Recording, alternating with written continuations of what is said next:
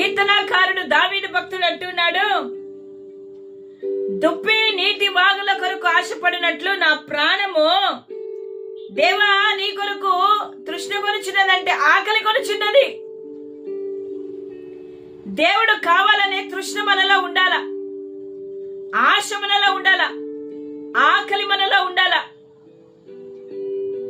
దేవుణ్ణి ఎక్కువగా కోరుకునే వారిగా మనం ఉండాల. ఈ శరీరమునకు ఆహారము ఏ రీతిగా అవసరమో మన ఆత్మీయమైన జీవితానికి దేవుడు అంత అవసరము. ఆ దేవుడు ఏ రూపంలో మన ఆశను తీర్చగలంటే ఆయన వాక్యమైన దేవుడు. ఆ వాక్యము ద్వారా నీవు నీ ఆకలిని తీర్చుకోగలవు. నా ప్రాణము దేవుని కొరకు తృష్ణ కొనుచున్నది.